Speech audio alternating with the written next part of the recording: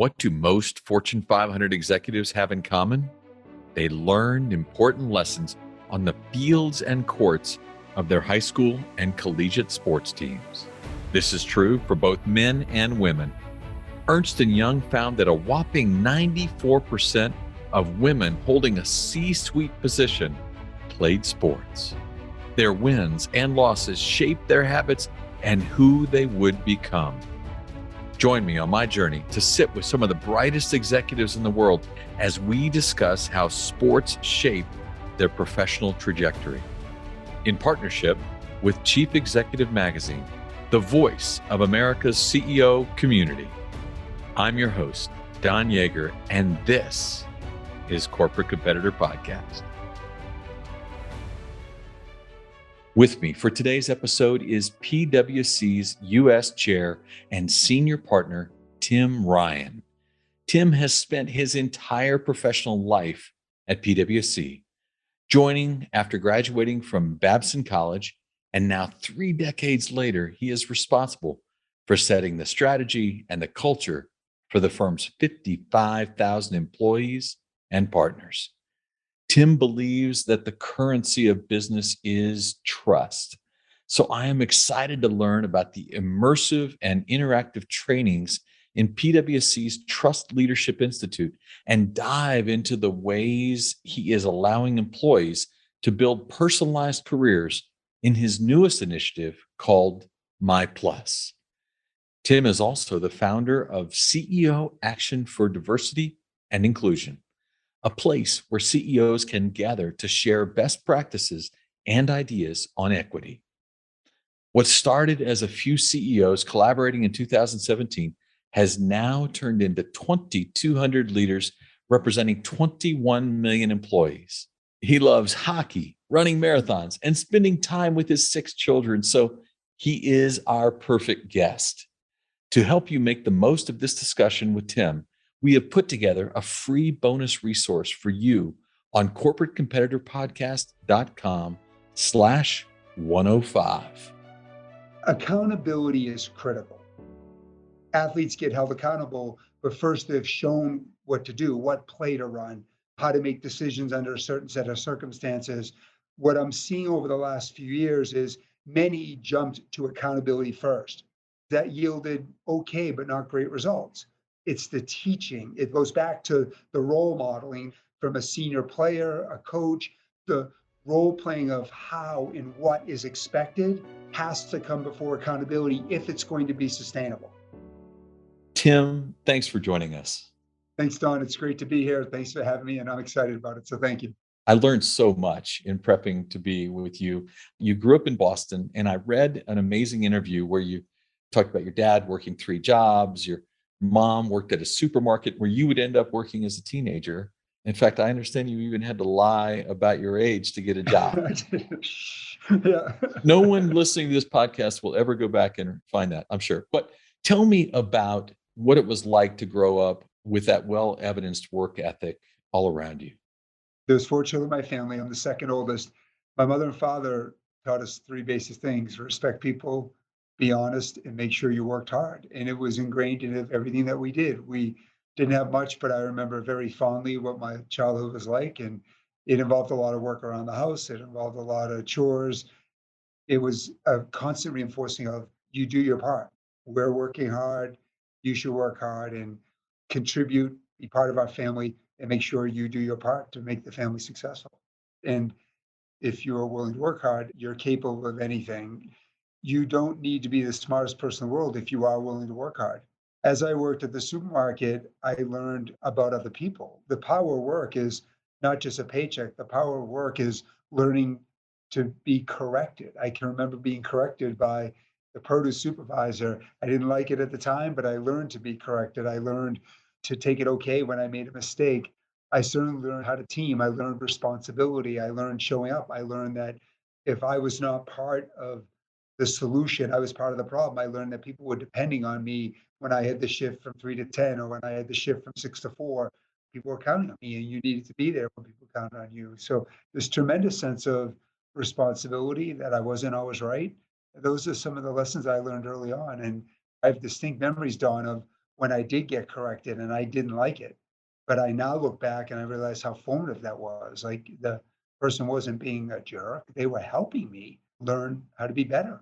Wow, I like that. Without a doubt, how you give feedback is important, especially in athletics. Most people want to give good feedback, but it's often because we're in a rush. When I give feedback, I shouldn't rush it.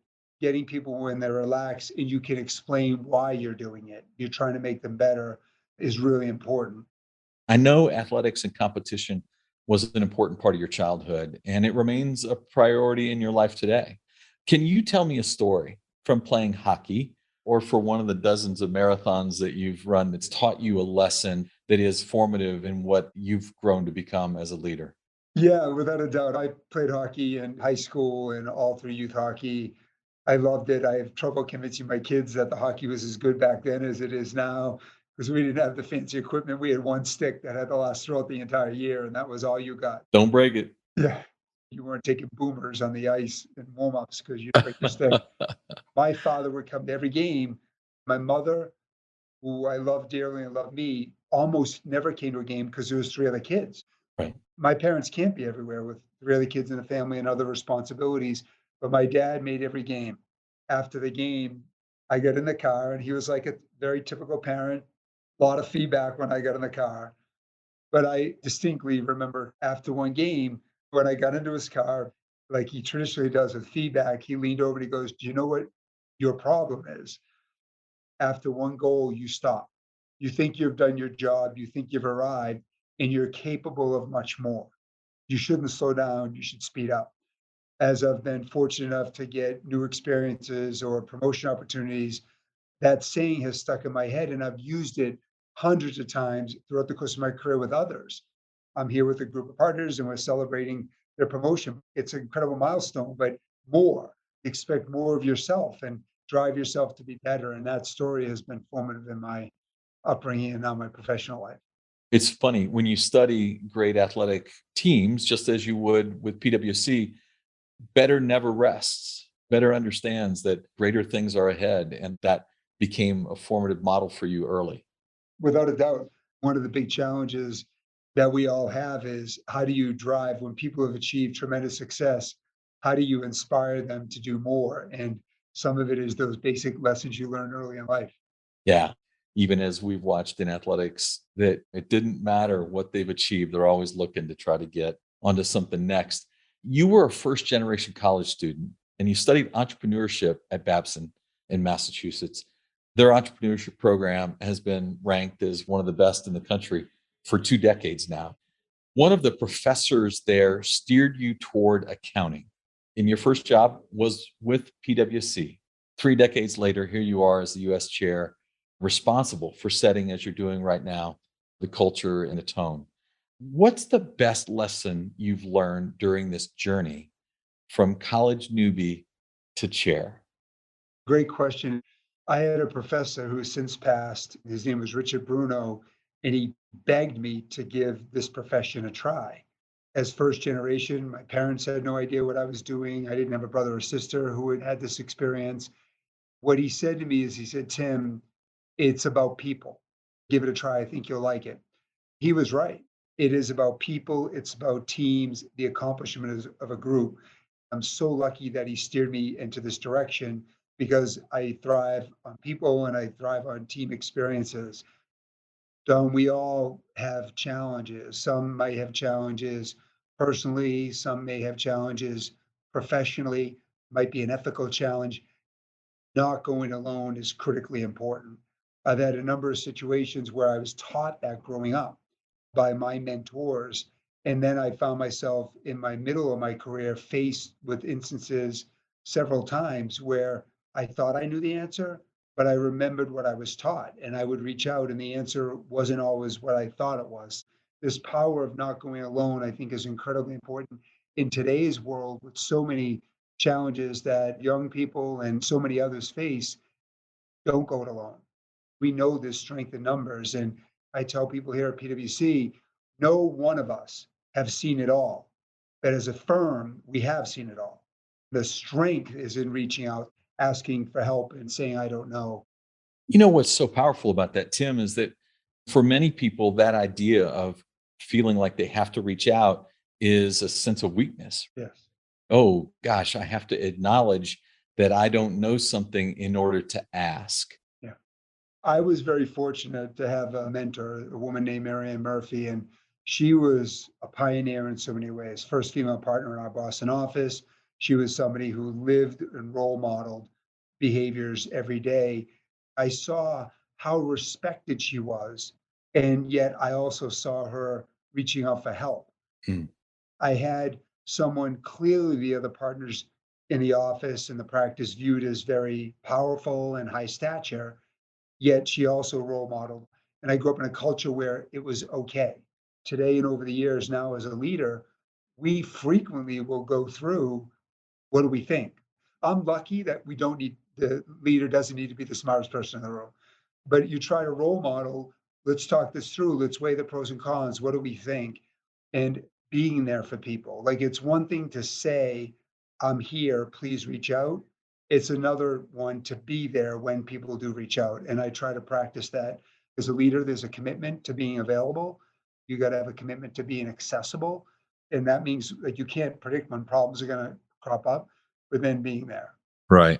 and truly being open to different views. I joke with people, but it's true.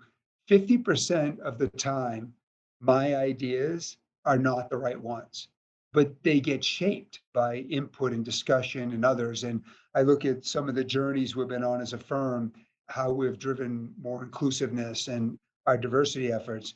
That was an idea that I had. It was shaped by dozens with input. What do you think? What's the best way to attack it?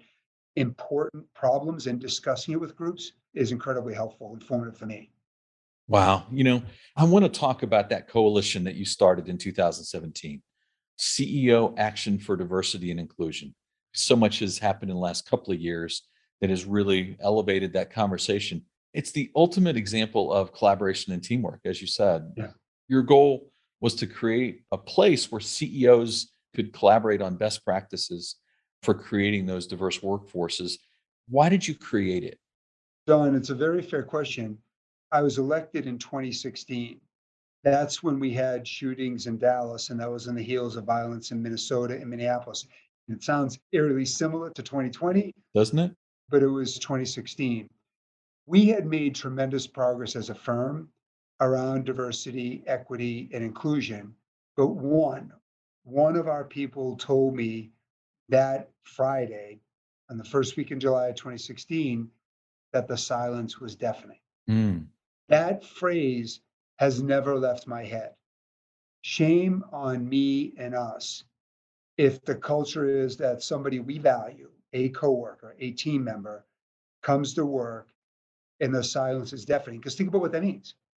I want to talk. I have a problem and I can't reach out. I have something on my mind and I can't talk about it. We needed to do something different. 2.5 weeks later, we shut the firm down, which for a large organization typically doesn't happen that quickly. We shut our firm down for a day to talk about the uncomfortable topic of race mm. all across the country. We opened up the aperture for a completely different level of understanding and compassion. And that set the stage for action going forward. One person told me we shed more tears on that day than we did in our 160-year history. Wow. After that day, I was leaving the office. It was about 8 o'clock.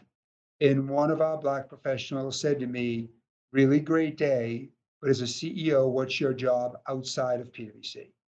And that was the birth. That one young man challenging me on my role as a senior partner was the first domino to fall. That then allowed me to talk to people that I trusted, like David Taylor, the CEO of Procter& Gamble, and many others, Ron Parker, who at the time was the CEO of ELC, the Executive Leadership Council. And we talked about how do we bring CEOs along a journey that they're uncomfortable with, that is purely voluntary, and they know they're not where they need to be. Mm. We began a dialogue because we saw diversity opportunity we have to bring our entire society along. And we did not see it as a competitive play. We saw it as the biggest opportunity that we had. That was the birth of it. The freedom you created in that environment to have those two amazing, radically candorous conversations. The silence is deafening. And now you have a responsibility to go do something bigger. And for you to hear that, Yeah. those are amazing opportunities and conversations not all organizations or leaders get a chance to have. Now, after 5 years, you have 2,000 leaders. Yeah. We were looking at your list, some of our previous podcast guests, Ed Bastian at Delta, Brian Moynihan at Bank of America. Tell me about the dynamics of those conversations you're having with those other leaders. We're incredibly fortunate that so many CEOs have joined the coalition. Today, they represent 21 million employees in the United States. So the scale is something we never dreamed we would have. As I travel the country, thankfully it's physically now, we meet with CEOs. And one of the things I wish people could see is the depth of caring that CEOs have on such an important topic. Most of my dialogue with CEOs goes something like this, Don. I'm working harder than I ever have on this topic. I am holding people accountable more than I have on this topic. But I realize that in order to go to that next level, I'm trying to figure out how to make it less of me, the CEO, forcing it from the top. How do I make it part of my culture? I'm an optimist by nature, but from the hundreds and hundreds of conversations that I've had, most CEOs are driving change in their organizations since George Floyd's murder at a rate that I have not seen before. What they're now doing is beginning the transition from the brute force tone at the top, which is critical, but now how do they train, inspire, and then hold accountable the rest of their teams at every level? Many have shown a tremendous willingness to do that because they know the sustainable progress where it happens naturally without them, that's the next big step. I'm seeing a lot of humility in the conversations that I have. It's clear that we've learned more over the last few years than we have over the last 2 decades. So the conversations are incredibly humble, but there's also more of a willingness to take it to the next level than I've ever seen before. Mm. So many of our listeners are echoing what you're saying right here. Yes, it needs to start from the top, but it has to become cultural in order for it to truly be sustainably changed. When you're looking at the breadth of all these opportunities, these folks that you're talking to, what are some of the best practices? Are there a couple that you could point out to us? In many of the practices and dialogues that we're having, we're learning the precursors to accountability as an important tool in the toolkit. Accountability is critical, but accountability without first showing, here's the desired behavior, here's the desired outcome. Like athletes get held accountable, but first they've shown what to do, what play to run, how to make decisions under a certain set of circumstances. What I'm seeing over the last few years is many jumped to accountability first. If I don't see improvement, if the numbers don't improve, if the feedback doesn't improve, you're accountable. That yielded okay, but not great results. It's the teaching. It goes back to the role modeling from a senior player, a coach, in my case, my mentors. The role playing of how and what is expected has to come before accountability if it's going to be sustainable. Another important practice that we're seeing is transparency. As a firm, we've been incredibly focused on how businesses build more trust. You build trust with transparency. First of all, we live in a 24 transparent world. Employees, investors, customers, they want to hear the truth. And the truth is, most of corporate America isn't where they want to be today. They're generally speaking okay and willing to accept that. They just then want to hear, okay, what's the plan? What's the path to a better world? So we're seeing more and more companies being willing to be transparent. And back in 2018, one of the things that we did at PwC was set a goal of becoming the most transparent large organization in the country. We achieved that goal in 2020. We issued our first ever transparency report around diversity, equity, inclusion. We benchmarked against all the other leading companies, who we admire greatly, by the way, and we were more transparent. To be clear, Don, it was an okay story. It wasn't a great story and it wasn't a horrible story. But every year it gets better and better now. And then the last one, vulnerability as leaders, showing a level of emotion around, I wish I did that differently. I honestly am a little frustrated that didn't work. That's okay because it's the truth. I wish it would get solved overnight. but it's an iterative process, and those are some of the lessons that we've learned. In my world, a lot of times sports leagues struggle in that space and they're afraid of the blowback. Yeah. If you really lay the numbers out as they are at a certain stage, if there isn't that transparency, you can't lead to another key word for you, trust. Yeah. I had the good fortune before getting on this call to watch some videos about your Trust Leadership Institute. Fascinated by all that you're doing there to inspire those conversations internally. You talk about your leadership style as trust based leadership. It's especially important in remote work environments today. What are some ways you can coach those of us who want to lead with a more trust based style? When I first was elected, and again, the timing is important, 2016, I changed the dress code of our firm to jeans, which today is like a no-brainer, but back then we were primarily suits. That's the way most of our clients were, except for a few exceptions in the technology sector. I wanted to send a message. I trust you to wear the right thing in the right set of circumstances. When I did that, our human capital department is world class, but they edited the memo 6 times. Can't be ripped jeans. The jeans can't be too tight. Can't be worn with open toe sandals. No, like I want our people to know I trust them. If they believe that I trust them, they're going to be more confident in making decisions on the ground for our people and our clients and more comfortable reaching out when they're not sure. It was a very deliberate choice. An organization that has a culture of trying new things and being trusted to try new things, they will win. There's very few things that somebody can do at PwC or any large organization that will put them out of business. But a culture of not trusting and people not trying new things, that culture over time will destroy an organization. Right. Believe in your recruiting, believe in your talent pipeline, believe in all the great people who are letting people into your organizations or onto your teams. They're good. They've made it through a lot of different screens to get to where they are. Trust them because when you trust them, they will do amazing things. And then constantly talk about what that trust yielded. And I guarantee it'll lead to a better customer, a better client experience. It'll lead to more innovation. It'll lead to people being more satisfied with what they're doing at work, feeling more impactful. How awesome is it that a change as simple as jeans spoke far beyond what might have appeared to be intended? It was such a huge symbolic gesture. I took time to explain it over and over and over again when people are asking, why did you do it? The gesture or action combined with the explanation that was told over and over again was amazing. And then what happened is you start to take other actions. So, Don, one of the things that we did was taught all of our people digital skills.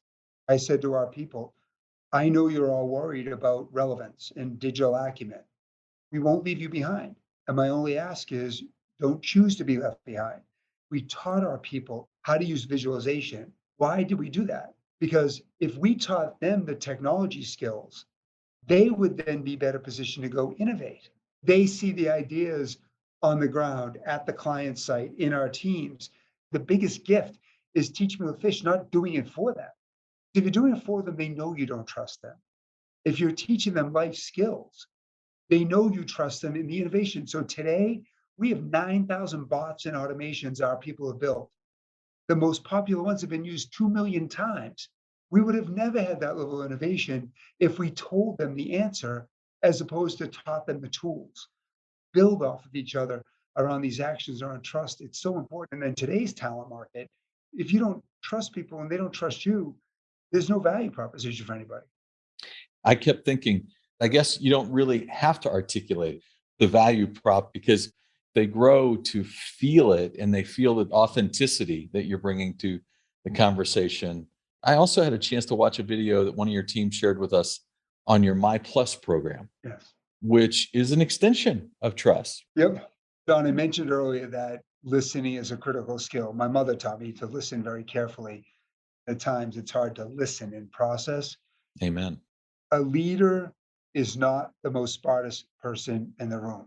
If they did, it'd be all valedictorians in the corner offices, and there's not a lot, there's some. The leader has to be the best listener.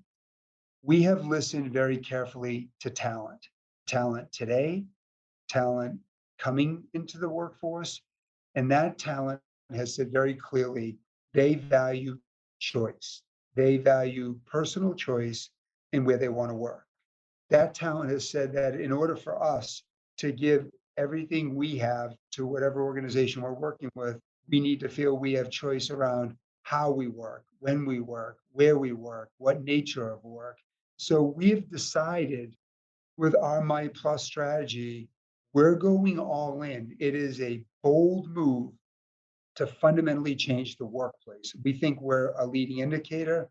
5 years from now, this will be business as usual. But what we're doing, Don, is we're going through a massive digital transformation of how work is done in our firm. So our people can choose the way that they work. Our people will steer their careers through their phone because what is important for your well-being is different than mine. And we're letting our people know you tell us when you want to work, where you want to work, what type of work you like to do. And we're putting power in their hands and we're changing our business that allows us to meet those demands. Or if they need certain credentials, certain experiences, they can choose those to go then have the qualifications to do the work. We're allowing them the choice they want, the freedom that they want, because going all the way back to Dallas in 2016, that person who showed up for work and said the silence was deafening, they showed up for work that day. So if I was measuring productivity by physical attendance, I would have given it 100%. Right. I had lost that person's heart and mind that day and probably longer. My plus builds off of that. If our people are happy, if our people feel good about themselves, if our people believe that we trust them, they're going to do the best work for our clients. And so we are going all in on that journey to give our people a choice. And our big bet is a happier workforce. We'll be a more engaged workforce, which means that we have happier clients with what they're asking us to do. One thing that really stands out, you're listening to your employees and they're giving you the guidance that you kind of need as a leader. You just have to be willing to accept it. That's one challenge. Yes. But I'd love to ask you, many people refer to their corporate organizations as teams. Mhm. In my opinion, it's one of the most overused words in the lexicon Yeah. because the truth is that for many of them, they're actually just a group of independent contractors who happen to have the same business card or wearing the same jersey. You know what it means to be part of a team. You're building one now in a really extraordinary way on multiple levels. If you could help guide our listeners through a little bit of that exercise, how do you take a group that might not all feel connected? How do you build them into something you would give that moniker team to?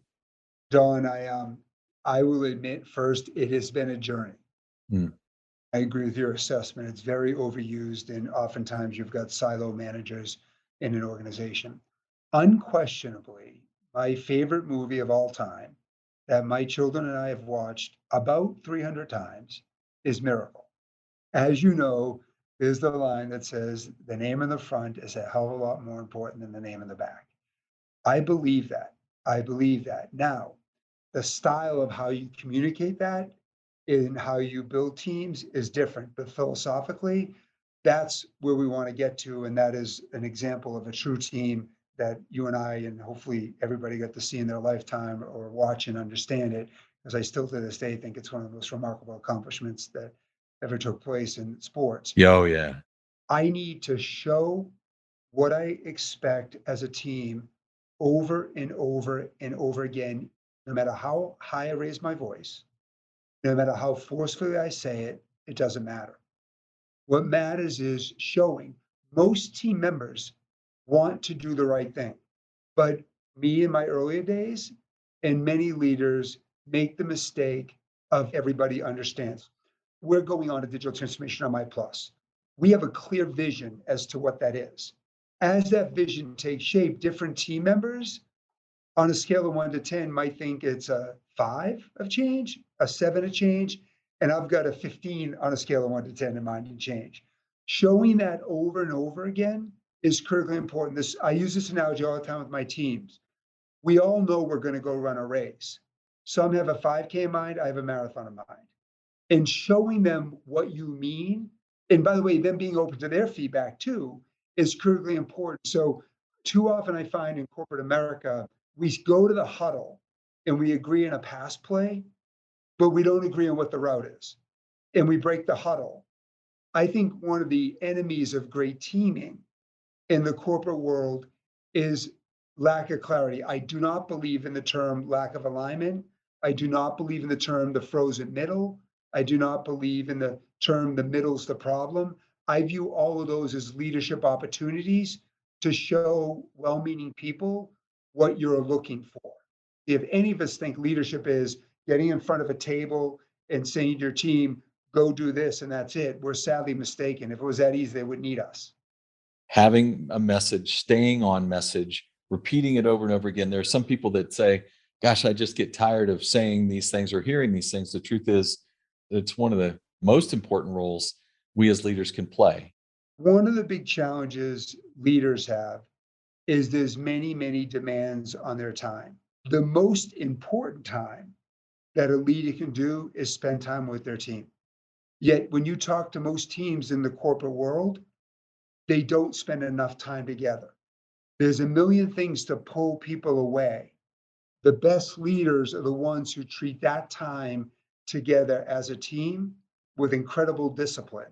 I've seen some amazing CEOs that I respect, and I look at their organizations, the teaming and the culture, the value and the quality of what they do, and it's immense. And then I look at others and it's sloppy. How could a coach expect her or his team to be amazing if the coach isn't with the team? And if the leader views themselves as a coach and chief inspirational officer, you need to be with your teams to show, listen, adjust. A leader is not a drive-by leader. A leader is in the trenches, and that means discipline with your time, where it is and where it isn't spent. I love it. I have 6 pages of notes here from our conversation. I've been leaning over, just scribbling away. What great content, Tim. Thank you for both your leadership style, not just at PwC, but in leading others and inspiring other organizational leaders to find their voice. Thank you for being a great listener. And thank you today for being a corporate competitor. Thank you so much, Don. Thank you for having me. I wish you and your listeners the best of luck. Have a great day. Thank you. Wow. What an awesome conversation with Tim Ryan.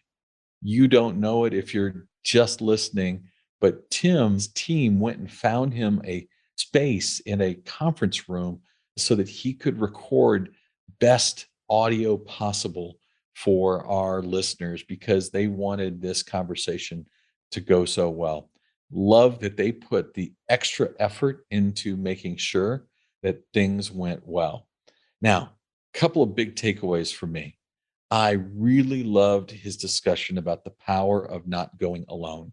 That so many of us feel at times that asking questions, actually reaching out, trying to seek more information from others is a point of weakness. It's something we only do because we weren't prepared enough. None of us have seen it all, but as a firm, we've done lots.